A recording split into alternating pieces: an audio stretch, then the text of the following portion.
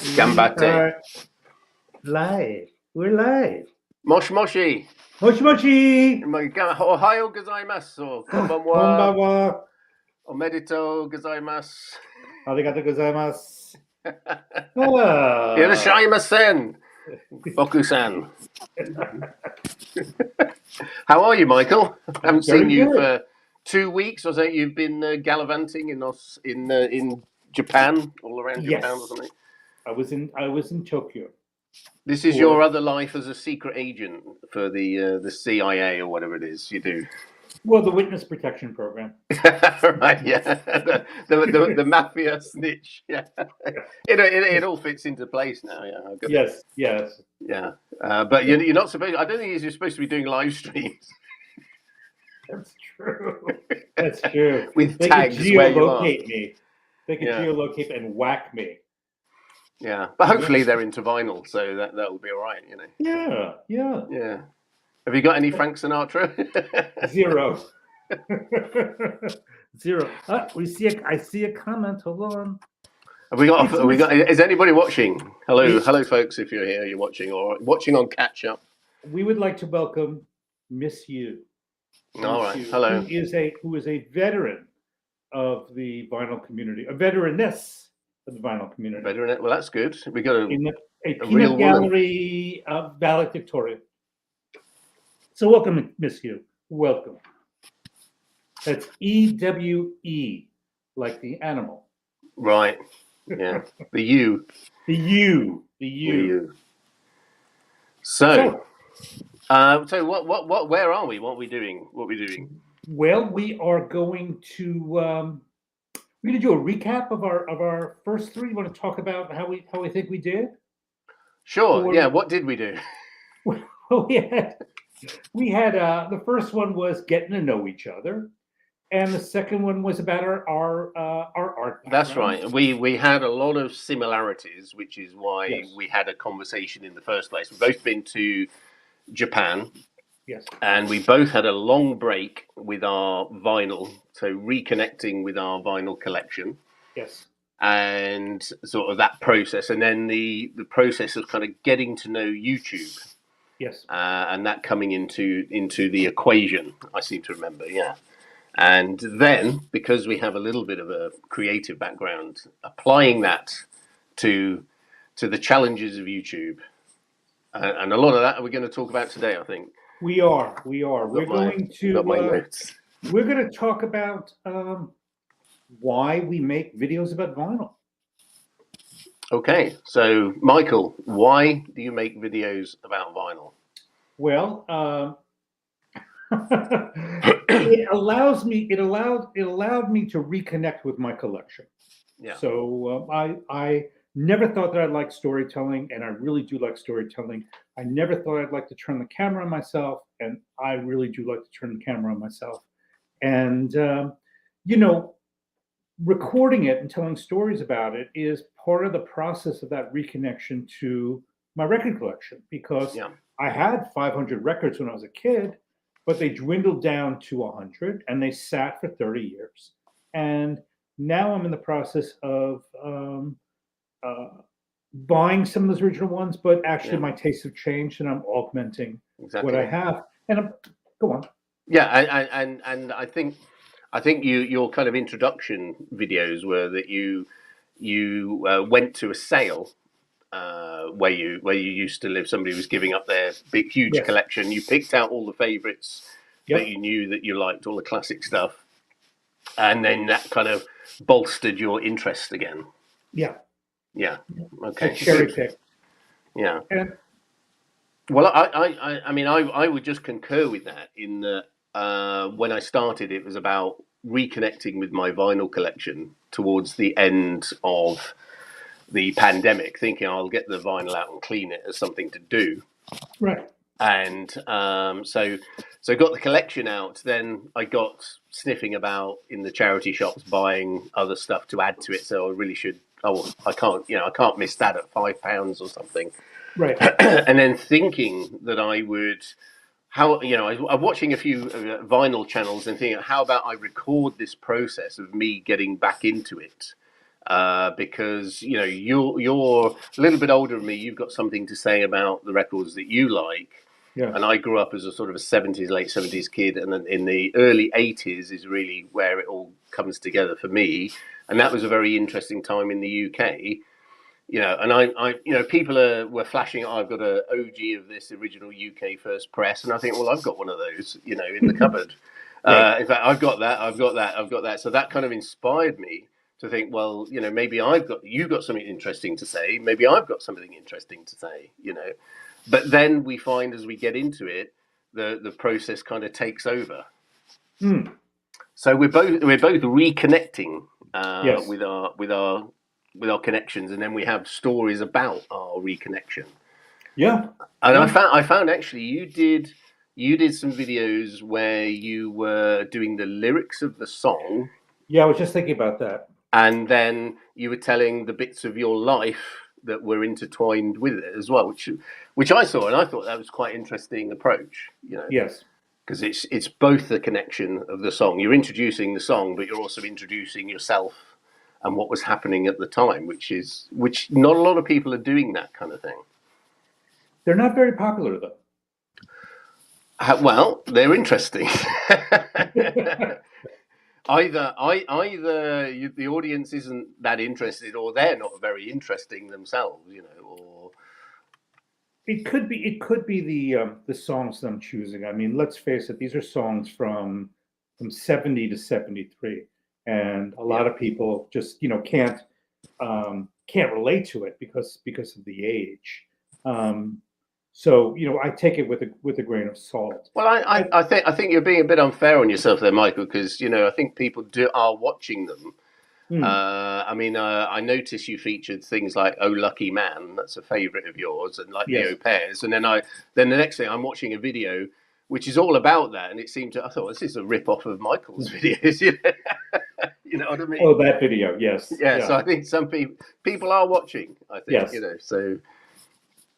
Yeah. So sorry, carry on. You were saying. Well, I just wanted to say that to select those songs, I have to find songs where there are quiet passages to insert part of the story, and I was lucky to do that with the Au Pair song and a Mata Hoople song, and I did one with John Entwistle of the Who, but that was more where it was written narration all the way through. So I might want to get back into that again. I need to select my songs. The problem is that there are certain songs where there's lyrics throughout, and they don't have the quiet passages. So it's all about selection.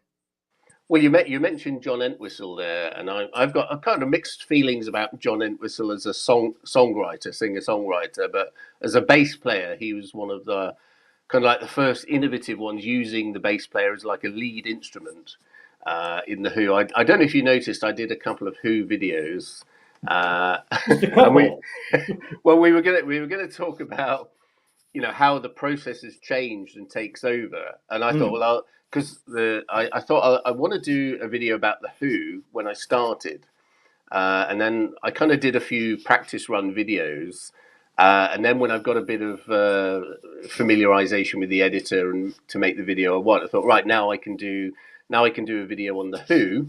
Yes. And then I thought, well, I'd like to do another one, and then I thought, well, I'll have a bit of a phase doing the Who, and then sort of 80 videos later, that, and we can talk about that, how the kind of process, getting to negotiate the process, takes over. I think I think where that would lead us to is the pipeline, right? I suppose so. Yeah. I suppose so. Yeah. I suppose we should finish off by saying that when we're sort of reconnecting with our collection and why we're making videos about it, reconnection is only one of the reasons. Correct. Maybe the other is like nostalgia. We're reliving the enjoyment we used to get from the vinyl when we were younger. So like you're saying about your taste changing. Yes. I found myself, I'm filling in gaps of when from 1980, 81, 82, when I was 15, 16, 17, 18, that sort of era. But then I'm buying different stuff like you as well. And I'm planning on doing a video at some stage, like things I started to collect but didn't mean to alter, something like that. I didn't mean to start a little bundle of LPs, but I just found myself, with those LPs of different groups, which I didn't collect back in the time, but I'm kind of collecting now. So I think there's a bit of nostalgia in there as well. Would you say so? I'd say there's nostalgia. I'd also say that as I'm listening to music, listening to records, I know that I'm committed to making videos. I get ideas while I'm listening to records about making videos, and of course there are people in this vinyl community that are coming up with challenges and things of that nature, and that's an inspiration to me. Some of those challenges are challenging, and some are not so challenging. And I'm finding myself passing these days. Whereas when I first got started on this, I bit on every challenge. Now I'm not doing that. And those challenges and competitions, I think they are very helpful. Yes. I haven't done one, but I'm about to do my first thread. So John Bellamy, if you're watching, I will do that thread. Because that hasn't, but I think that leads into your next heading of pipeline, because we were talking about like how we're scheduling these videos, and you mentioned this thing that you had a pipeline of videos and ideas. So maybe you talk a bit about that. Okay. When I first got started, I was publishing willy-nilly because I was really excited, and and I thought, oh, this may not be sustainable. So I decided that I would start a schedule.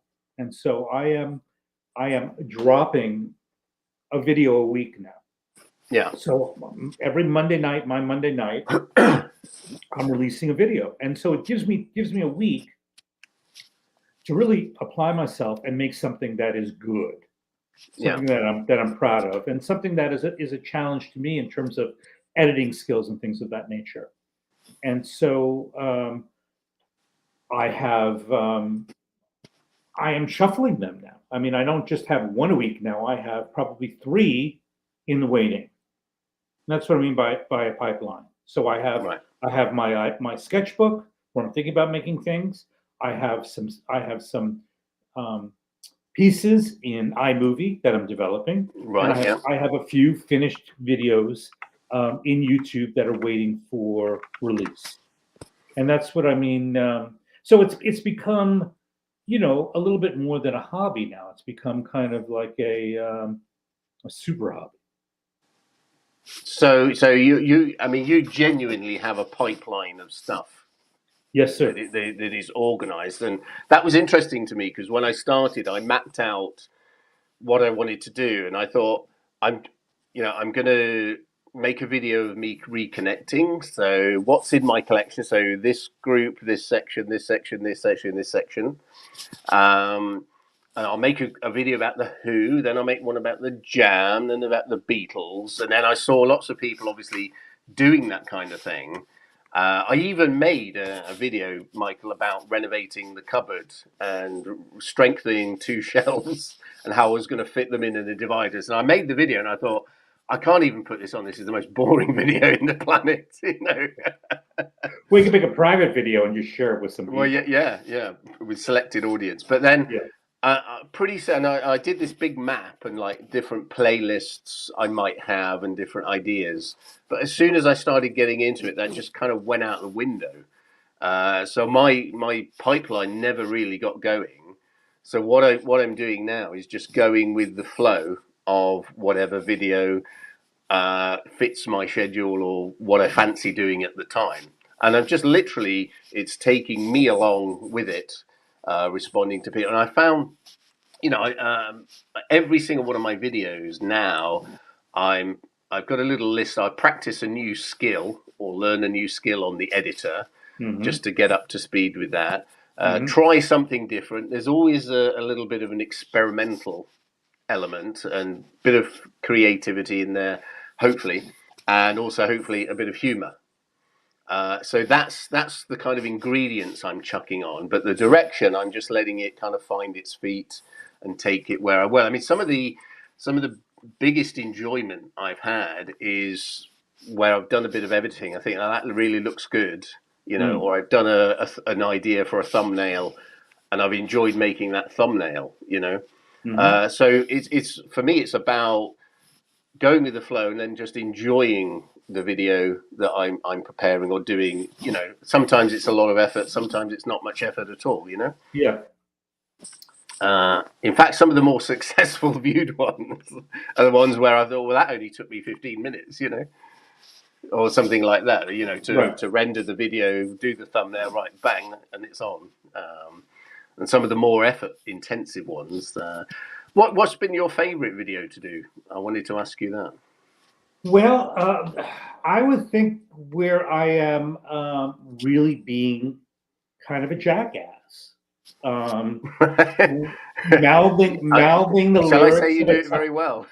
Mouthing the lyrics of a Todd Rundgren song, or putting on the gloves and the face mask and talking about the worst records in my collection. I would say that the worst records in my collection is a real favorite of mine, because that's, you know, a lot of people who are making polished videos are not going to do that.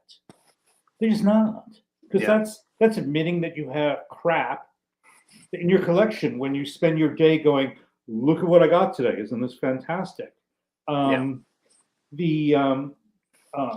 perfect records I'm very proud of, because you know, I donned the image of being an insurance salesman, and I was able to splice in some of Alan's, some of Engine Derek, because, you know, Alan really took a pisser with me at the beginning of the year, and you know, I kind of took umbrage with some of the things that he said, and I took it. You know, Michael, we all know that you know, Derek is the creative driving force on that channel. You know, so.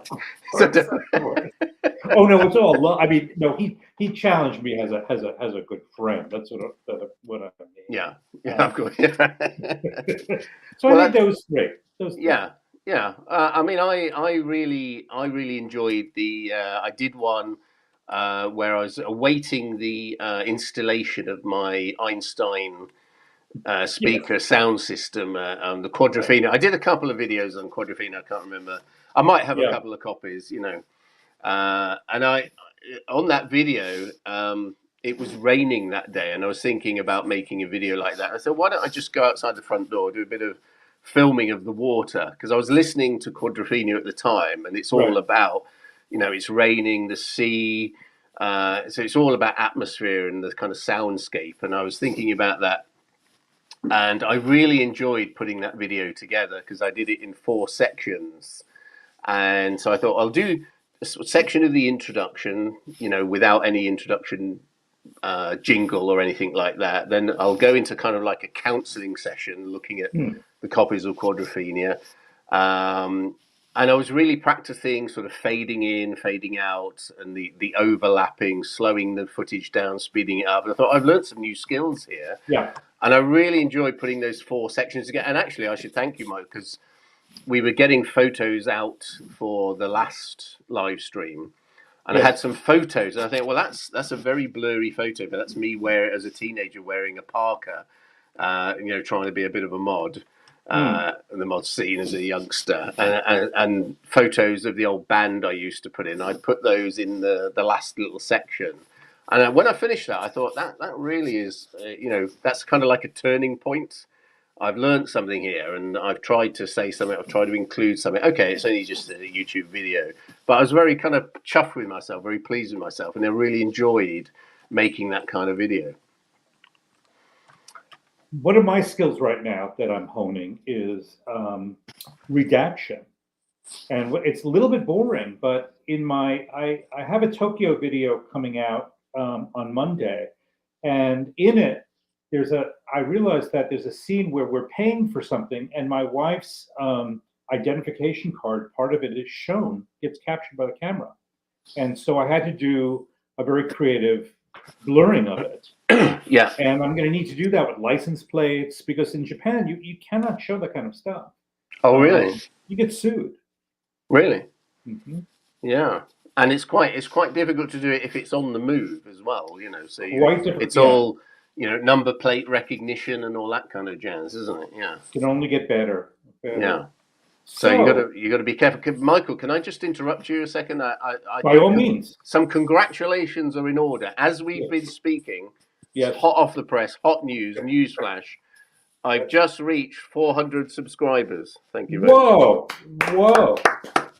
Thank you very much. Thank you. HE double hockey stick. Your numbers are spiking. Yeah. I'm catching you up, fella. because you are you're being creative and you're being funny and you're being a character. And I bunged a load of shorts on as well. Yes. But yeah, thank you everybody if you're watching. Yes, thank you. I want to thank my mother, my father, my junior high school teacher. Hang on, no, Robert later. No, go over there with Toya. Don't interrupt the live stream. Thank you.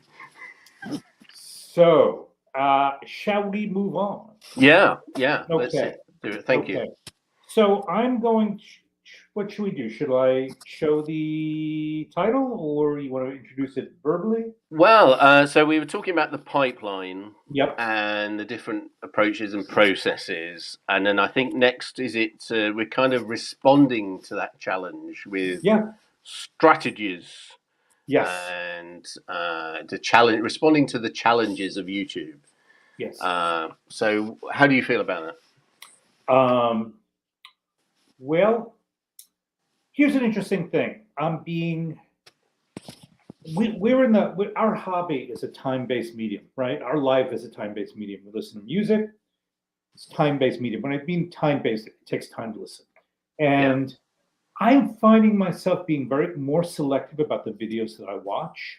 Yeah, and me too. I'm finding myself offering comments that an author may take some umbrage with, but as far as I'm concerned, I want that video maker to be better.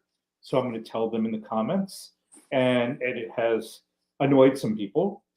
But I know from your you're very helpful with your feedback, and you're the kind of your feedback is very sort of heartfelt and thoughtful, and I appreciate that. So you're trying to say, I know you before you said, excuse me, can I just point out this, or could I help you with this? And some people take that the wrong way, but I know as I'm getting to know you, Michael, I know it's very heartful and thoughtful and good of you actually to do that.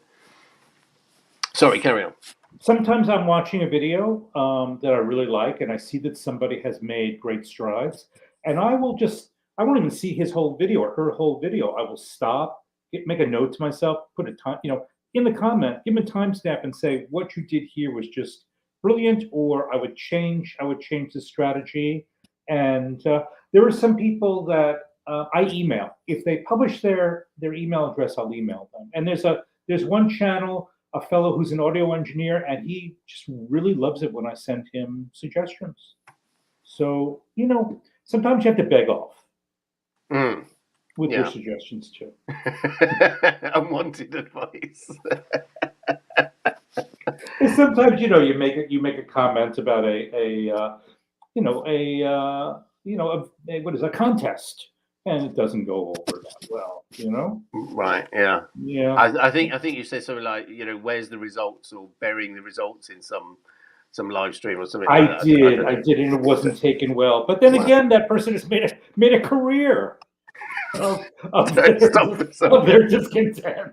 But no, I know what you mean, because with some of the, I'm a bit. I haven't gone that route of doing threads and competitions, but I will catch up on that. Yeah. But sometimes I get a bit confused. Like, well, what's the prize? What's the deadline? When do you announce the results? Is it maybe sometimes there isn't a surprise? It's just prizes taking part. And it's just that, I did a video, Michael.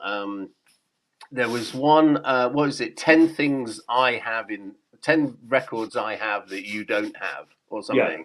And I filmed myself doing it, and I watched back, and I thought, I can't put that up, because I was getting all power crazy, going like, 10 records I have, you don't have, I've got this, I'm the winner, you're the loser. And I thought, And I tried to reshoot it, and I could. Then it was just a crap video. So I'll do that eventually. But you know, and I thought, well, I'm about 2 years too late for this anyway.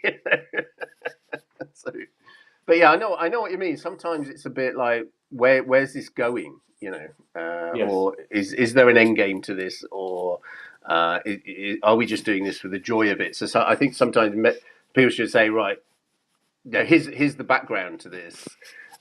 Just do it for a laugh, you know, or just do it to take part or whatever.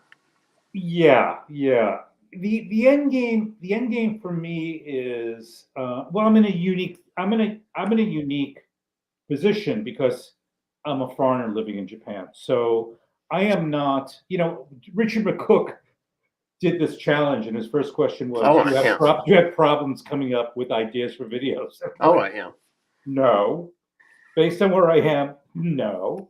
But there are other channels where I would think that they do have problems coming up with ideas for videos Yeah. because their content is a structured content. Well, I Right? think that's the difference between, you know, some people have busy lives and they're very busy. They've only got like Sunday afternoon or something, and they just want to say, I bought this, or I'm taking part in this, show it to camera, talk, done. Whereas I think we discussed last time, we're a bit more having a look at the content creation aspect of it, Yeah. and where we can take it, what we can do with it, what people can do with it, and you know, it's all good. Yeah. That's all good. So, you know, some of those are very interesting indeed.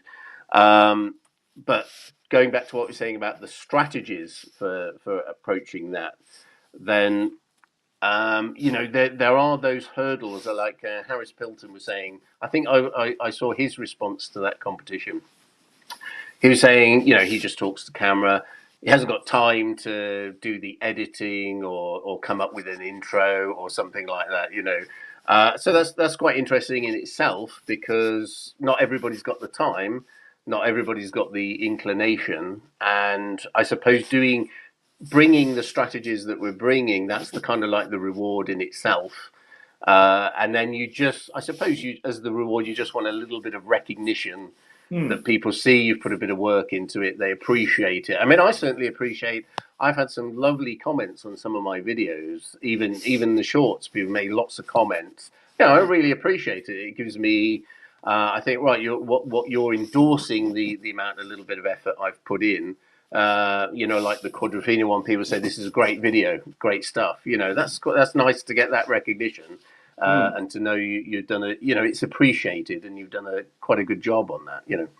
Let's go back to a point that you made about Harris. Okay. All right, Harris has got a natural talent. He's very good. Yeah. Lionel Richie has got a natural talent. Rob Walker has a natural talent. Well, that talent is those guys can sit down, hit the record button, do their presentation, and there's no editing. Right? Yeah. Start to finish. It's a very good skill. Yeah. It's public speaking.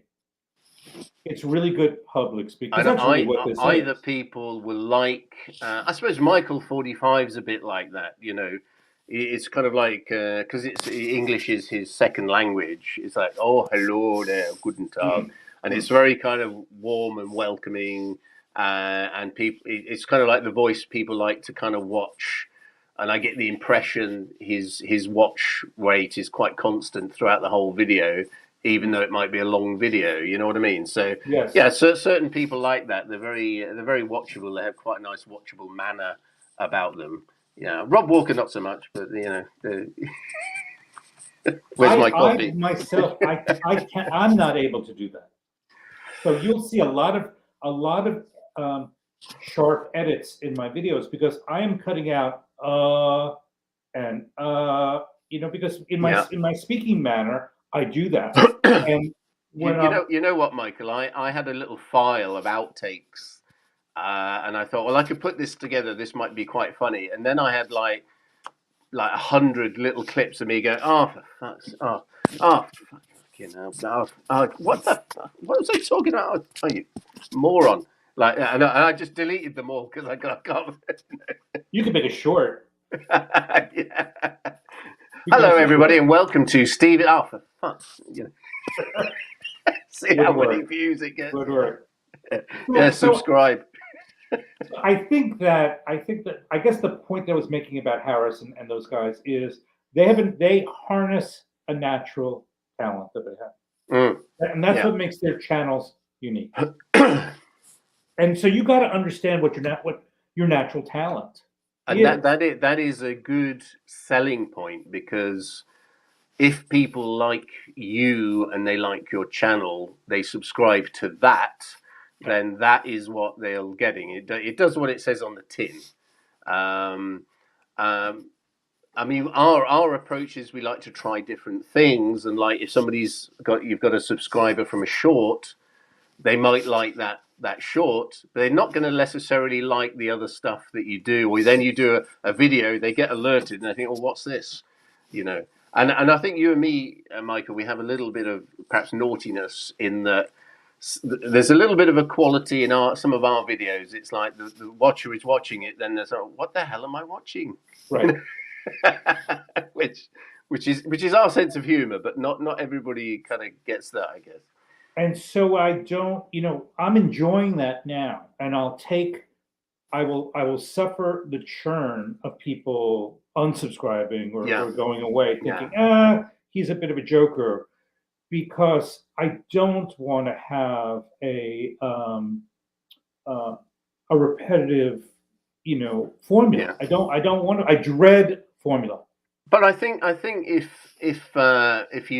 if somebody's reasonably intelligent, people don't subscribe because they just like funny colors, click. They do what we do. You click on the channel, you think, oh, there's a couple of videos there I like, have a little look at that one, have a look, and then they subscribe. So they're making a decision on the holistic whole of your channel. So I guess you've got to trust people, but prices may come down as well as go up. Right. Your stock may go down on this channel as well. Right. But yeah, I mean, if you try things, you've got to take risks. I think one of your comments to me early on, when we before we were chatting, you were giving me some of your advice, your famous advice, and you said, "Oh, your strategy, you're a bit of a risk taker." And I thought, what risk am I taking? But then I think you were right, actually, because if you try new things, so some are going to fail.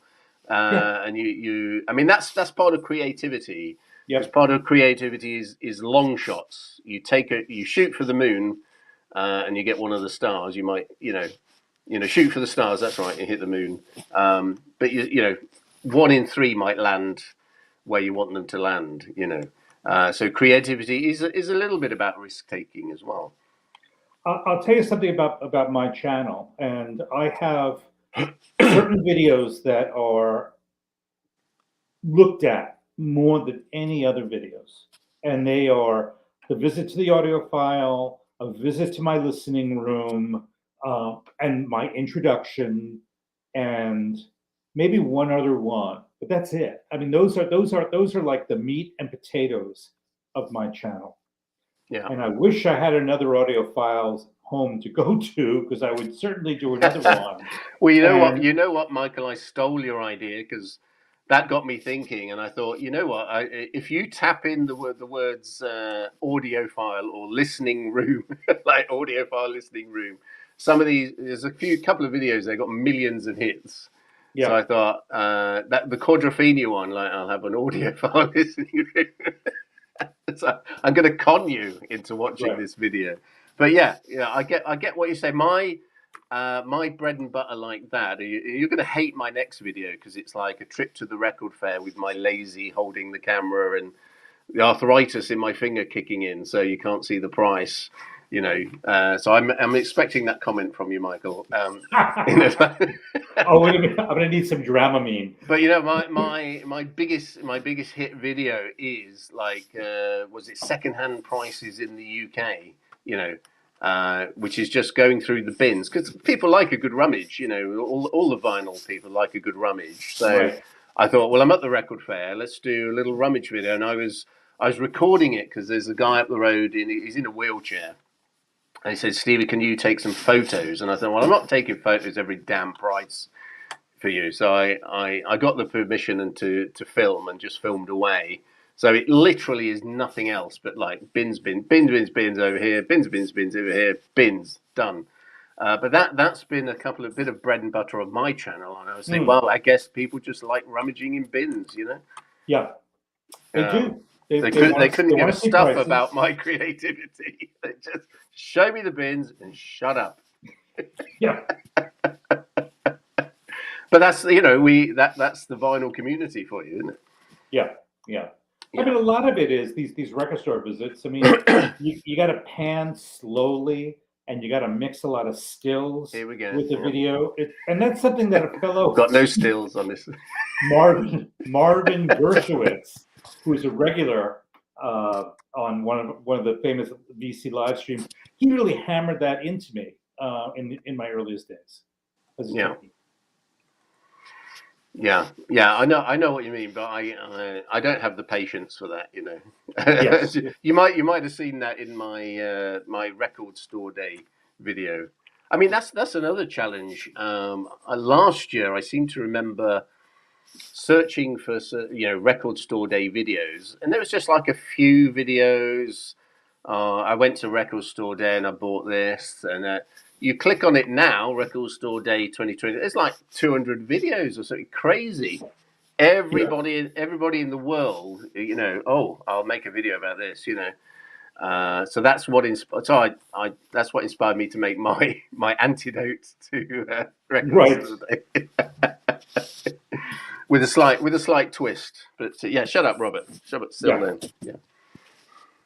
So, but yeah, there's those challenges as well, because you think, I'll make a video about this, and then you think, well, there's hundreds of them, you know, and they're all a lot of them look quite same. And I don't know about you, I cannot stand it's like Record Store Day haul, you know, that American word. It's like, are you buying cosmetics or something, you know? I don't want to hear about a haul unless you've listened to the record. Yeah.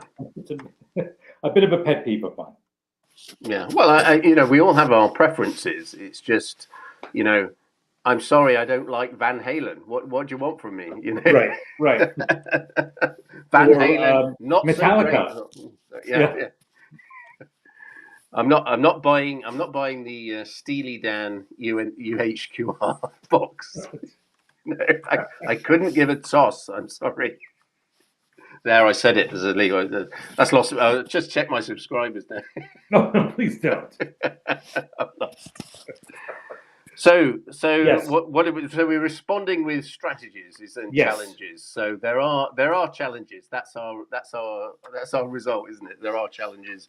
They're unique challenges. The more you want to create perhaps something, dare I say, new or slightly different, you're going to get criticism. You're taking a risk. You get unwanted advice from Ricer Records. You know, but you know, I one of the things when you say about the pipeline, and I'm going in my own direction, maybe you feel the same way. I feel it's taking me in a nice direction, and my rule is to try and enjoy what I'm doing. And I think it's become like a hobby in itself, second to the hobby of vinyl collecting. But the hobby is sort of wrapping itself around that. And so you're not just recording your reconnection with vinyl. What you're actually doing is recording your learning process, making a YouTube videos about some vinyl that you're interested in, which is quite fascinating, you know. So it's as a hobby, that's quite interesting thing to do. And I guess maybe, I don't know if you feel the same way, will slow down and the quality will go up, or I think so. Yeah. I need to get. I think I'm going to probably get a better phone eventually, and you know, I mentioned to you, or I'm going to mention in my upcoming video, is that I'm moving in June. I'm going to be moving Yeah. to the Tokyo area, and there's a lot more record stores in the Tokyo area than there are in the Yokoyama area. And those will be big. You rummage through those bins, I tell you, you're going to get big hits. Yeah, I think I need to figure out a way how to connect people to the stores. That's kind of going to be I know my where this is challenge. going. I know this is going because I saw your video on Den Bosch, the big Yeah. show in the Netherlands, and you know that I think I get the impression you were kind of demoing that software, but you were kind of trying to sell it to us a bit, seeing what it can do. But I actually found that was very impressive, Michael, because Yeah. there's a lot in that I think people don't realise. And you were there, so tell us a bit about that, actually. Well, it is at the end of last year. I got a call from a fellow who saw my YouTube channel. This fellow Nick, and a record fair was coming up in Osaka, and he wanted to know if I wanted to participate. And some of the way he was describing what he was doing, um, we didn't connect immediately, and probably I misunderstood what he was talking about, because it's a tough concept to get verbally. You have to see it. Yeah. It's you're literally looking through somebody's eyes, shopping. They're shopping on behalf of you, and so I just need to do one thing. Okay, I'm not looking at the comments because it's distracting to me. You're looking through somebody's eyes, and there's actually a video that was done at this record fair with a fellow in Osaka and a fellow in the United States. And when I saw it, I got what he was doing. And so we've kept up this dialogue, and we talk a lot. And we're talking about the challenges of doing this with this software that he has. And personally, I think that the opportunity is business to business. I would like to see if we can locate record stores that want to buy from dealers in Japan first. This notion that you can, have somebody buy, somebody sitting in a home in New Jersey buying in Japan. There's a lot of details to work out. Well, you know what I thought immediately is like, there's no way I can afford just to hop on a plane and go over there. And then I've got the plane ticket, I've got the hotel. But if somebody there said, hi, I'm Michael from Ricefield Records. I'm in Den Bosch. Would you like to rent me for an hour to buy something? I'm coming back to the UK, or I can stick it in the post to you. Or there's a group of people there in the chat. You've done it before. We want the 80s indie new wave stuff on all the stalls in Den Bosch over 2 hours. You've got like five or six people there and say, oh, can you have a look at that? Can you pull that up? Yeah, I'll have that, pay that. They, instead of the air ticket and the hotel cost, they've put a deposit down for £100 or £200, and they're saying, right, I'll have that, and that. You bring it over. The fee is sort of like, a certain percentage, or £50 for the 2 hours. And you've actually saved yourself money. You've bought what you wanted to buy. You haven't even have to go. So that's like a fantastic thing. So right, we're coming up to 10 o'clock. So that's you six are out of the chat now. I'm just gonna go to the toilet. Then I'll log up with the prog rock hour, and we'll take it from 10:15. And we've got Harry John. They're looking for this. And we'll do those bins next. Right, see you in a minute. Bang. And somebody is renting their time for a whole day. They get a commission on the records. They get a certain, each one pays £10 an hour. So the guy's on 50, 60, £70 an hour. And all he's done is walking around Den Bosch for a couple of days. He's made a good bit of money, and he's just bought the records, and people don't even have to get out of their chair. It's I instantly thought, this is pretty. This is the future. Michael's showing us the future here. It's exactly the concept of Awatar. What you just laid out is exactly the concept, and it could very well be that next year at Den Bosch there will be a few people doing this on behalf of others. Right. Is this something that you are, because you're quite a techie person, Michael? Are you getting into this on the ground floor? Are you have you Yeah. got some shares in the company? No, no, just a friend, just a friend. But it's not remote to me because when I was in California, I worked for a remote access company, a Yeah. company in video conferencing. So I knew I understand the pitch early on, and I understand some of the issues about the resolution and the transmission of packets, because the visual quality is quite good Yeah. with what he's come up with. And it was interesting.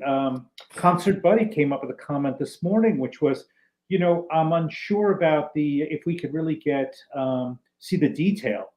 And there will be a video put out by a fellow named Eli of Eli's Records in Israel.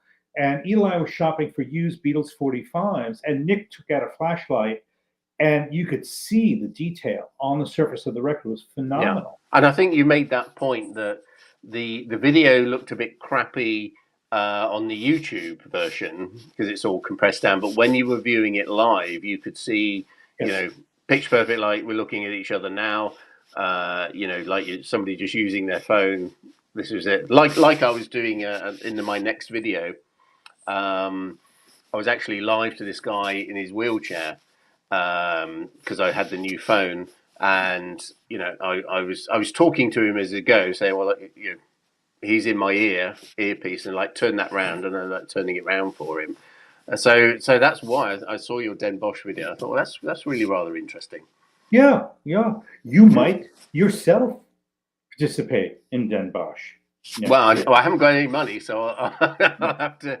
If some sponsor pays for my ticket over there, I could say, "Hi, I'm Stevie. Right, let's get going." Right. No, I'm having a coffee now. Shut up.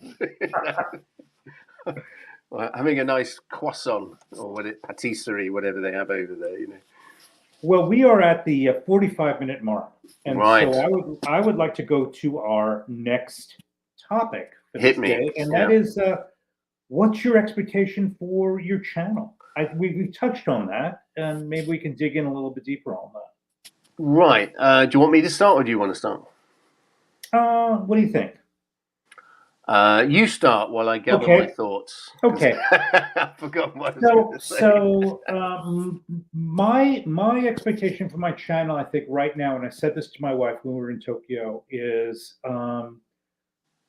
when we unpack in our new place, I think the first thing I'm going to be doing is finding a unique record store that is not on the net. And I'm going to do a profile of it. And I have just the one in mind. It is in my wife's hometown, station stop, Shakuji Koen.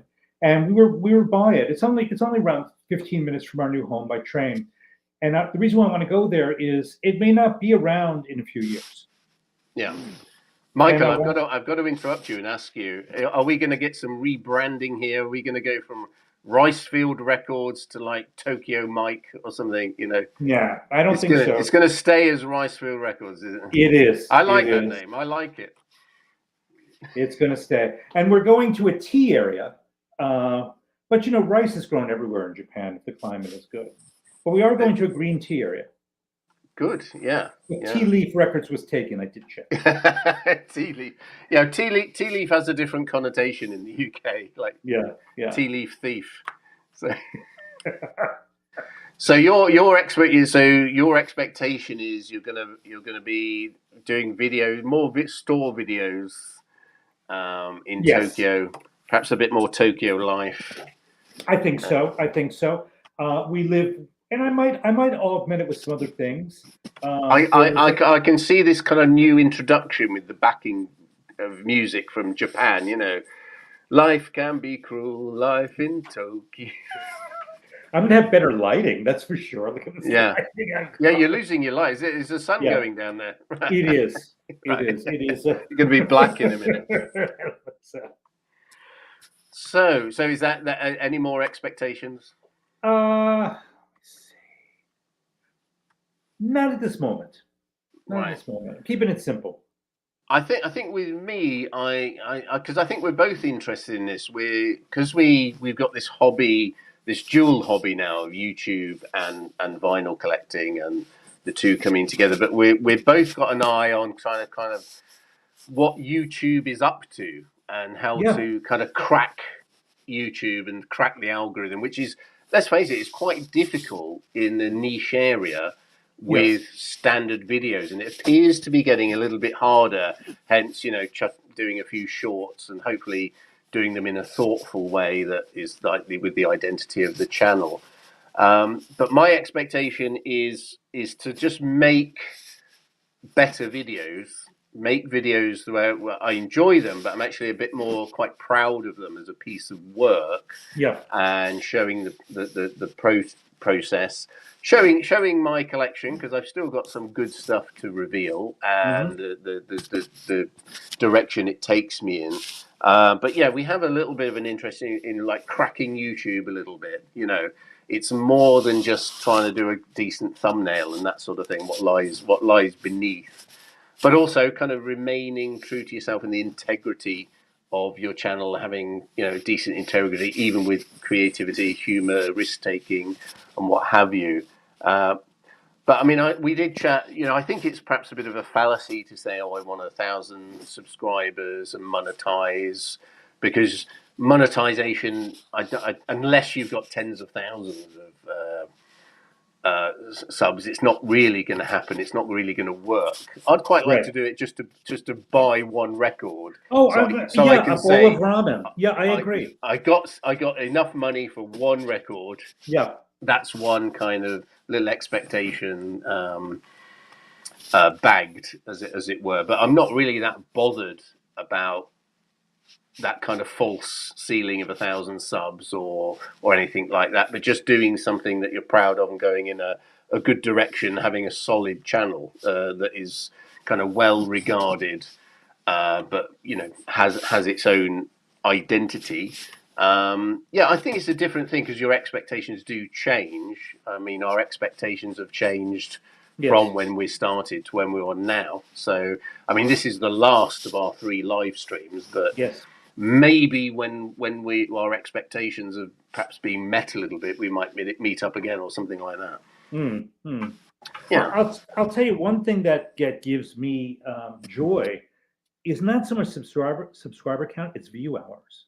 View hours tells me that people are actually watching what I'm making. Yeah, that's good, and watching it all the way through. But even though, you know, YouTube has got a lot of sort of analytics, it's quite bad at telling you, you know, because if somebody, I mean, we all do it. I think you click on a video for like 2 seconds, and you think, okay, I'll watch that later.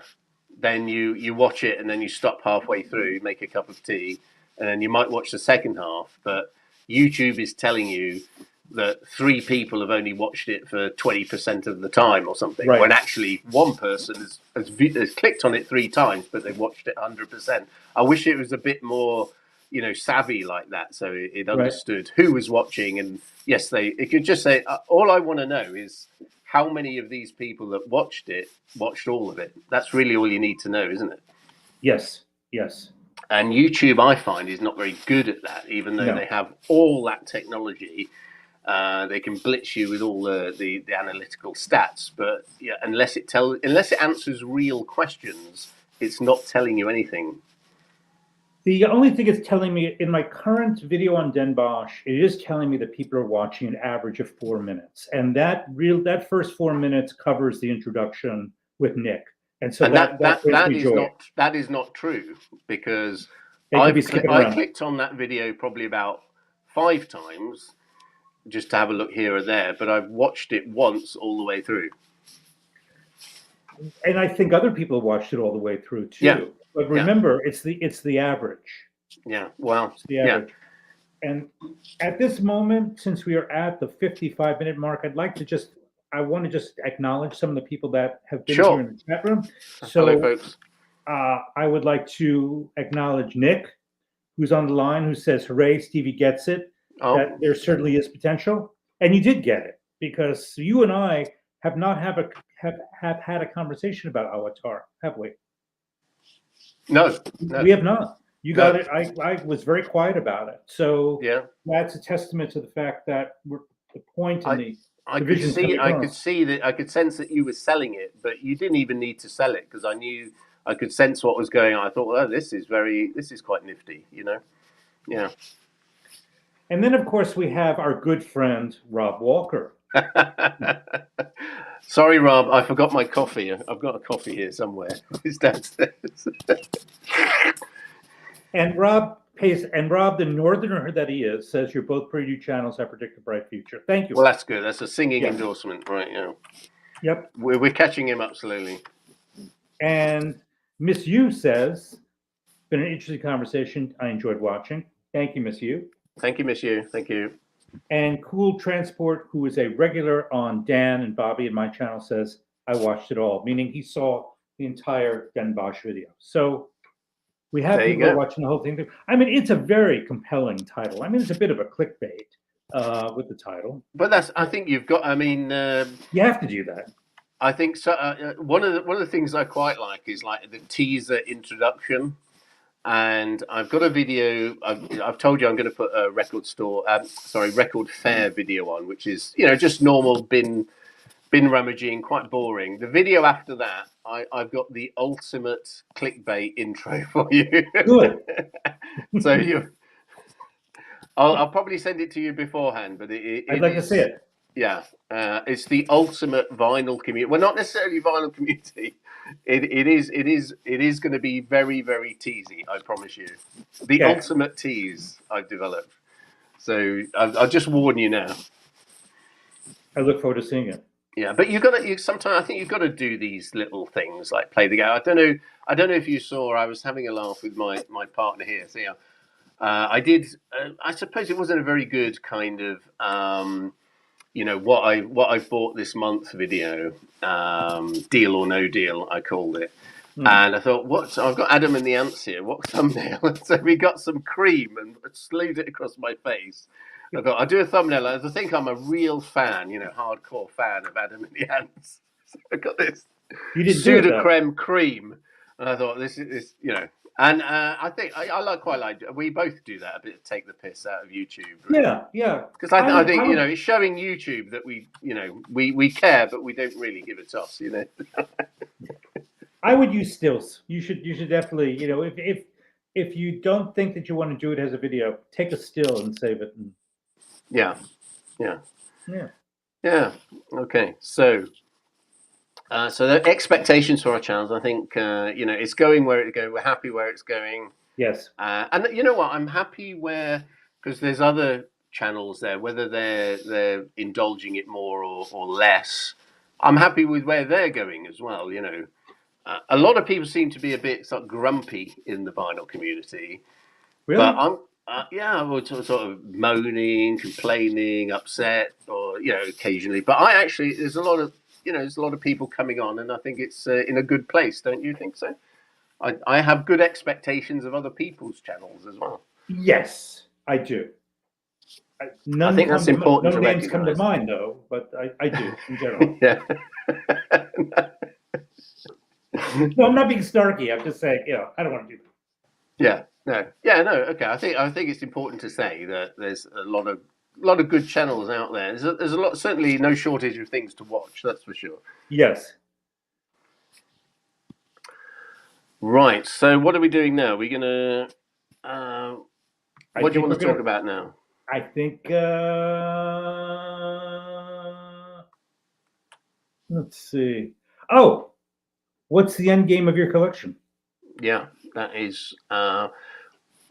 Well, I think we talked about this before, didn't we? That it could be a bit of a negative because there isn't necessarily. It's one of those things. There isn't necessarily an answer. We just enjoy collecting. We enjoy buying. We enjoy listening, and we do it for the enjoyment. If you think about who's going to inherit your collection when you're gone, that's a difficult one because I've only got a nephew and a niece. And my partner's got 3 nieces, and it's like, who will get it? Will they appreciate it? And I think maybe that's a bit of a worry. Will it be appreciated? Who knows? And I think maybe it's not so much about what's the end game. It's about, well, enjoying it while you've got it now, isn't it? Yeah. And let's say if you die before your partner, just label it correctly and say, get this price for it if you need some money, something like that. Yes, I agree. I mean, things like there are things like let's say I've got a lot of kind of New Order LPs and 12 inches. And they're well known for their kind of graphic design, unique graphic design. So you could literally put those on a wall in an art gallery, and or say a cafe or something, and it would be a really attractive piece, just like the LPs laid out or some of the singles laid out. And I'd quite like to see a legacy of that, little bits of it being seen or being left so people could see it and enjoy it as I've enjoyed it, rather than stuck in a cupboard, Right. How about you? Have you got any end game? Well, you want to be buried with it all? No. I think that I think the problem is that we're not all lucky to have partners who are savvy about what to do with it. We think mine certainly isn't, and mine isn't either. And so they might think they can call a record store and say, "Come get my late partner's collection." Record store may say, "We have too many. Just bring it to the dump, or bring it to the chat, or donate it to charity." But I mean, I do think people should plan. And we have tiny collections, Stevie. But when you have 16, 20,000 records, I mean that's warehouse quality stuff, and it's a pity to grow it so big. And obviously, a lot of people probably say, "Oh, why are you guys being so serious?" Obviously, it's just going to work itself back into the food chain anyhow. So you're being too serious about it. Well, I think with all the reissues that there are of all the classic stuff,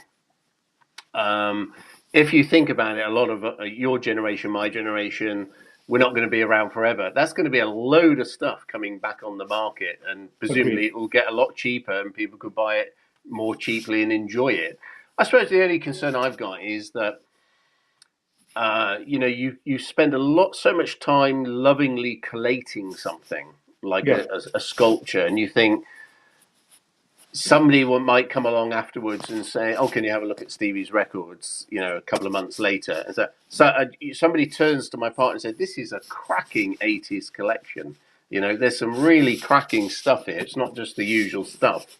And it's like, how can that be appreciated? And I guess there's no answer to that really. So you can't really worry about it, or just get some good money for it and go on a nice holiday or something,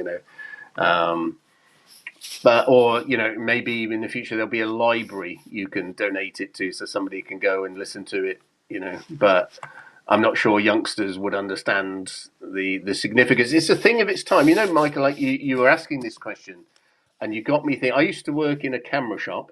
Yep. A couple of camera shops, and the last camera shop I worked on, it was a professional camera shop. So we had all of the medium format gear, the large format gear, all the expensive cameras, and it was a proper old camera shop. Camera books, photographic books. There was an old big Leica model above the front door, and there was a famous story actually. The owner sold all his stuff and brought a wing of a hospital. My old manager. And Jay Leno bought his collection of motorbikes. It's quite an interesting celebrity story in the end. But I got to thinking, those old photographic film camera shops, they've all gone now. It's obviously all replaced by digital. Right. But you'll never see the likes of those shops again. That kind of shop, you'll never see it again. It will never exist again in the history of the world, probably. Only in the movies. And maybe that's where the vinyl collection sits. It sits in the 80s or the late 70s in your mind, your nostalgia. Yep. It's there in the physicality, but it's and we love that thing about it because it's a tangible artwork, a piece of something to hold. Right. But maybe that's where it exists. It will never exist again, and so why worry about it? Right. I agree. We're talking about history, is what we're talking about. Right. We can never recreate the early '80s. There will never be a time so innovative like in the UK, where all that music was coming together. The different genres were off the charts. And as a youngster, I was spoiled with stuff. I said, "Oh no, I don't like that. I'm not buying that."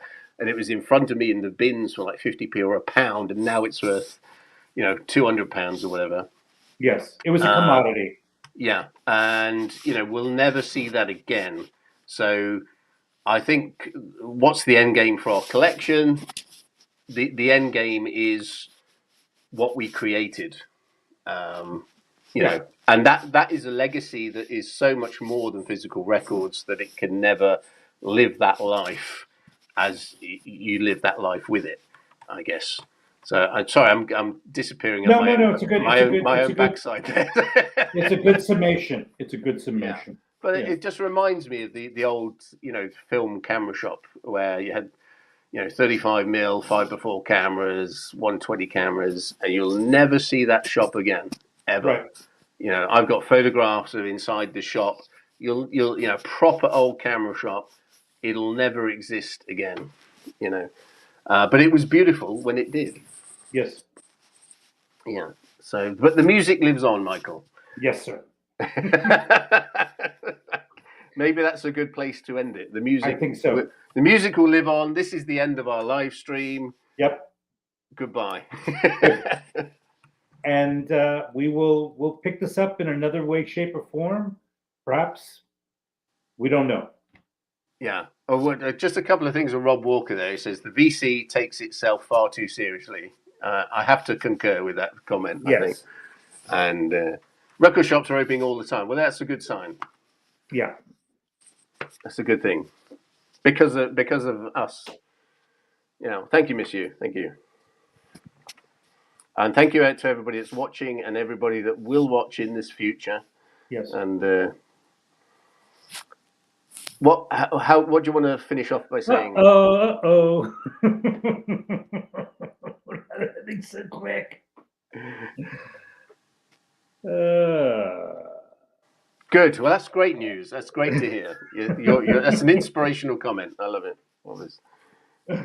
It's fine. It's fine to disagree. Yes. But it is the end of our hour. Yeah. And I'm going to bid you adieu. Yeah. Sayonara until next time. Yep. And so we just say good morning. Good morning. Good morning to you. Good. Over and out. Good morning and goodbye. Sayonara. All right, okay, Michael. Okay, Michael. So if you want to end it there, thank you for our discussions. I've enjoyed them. A pleasure. Yeah. Okay.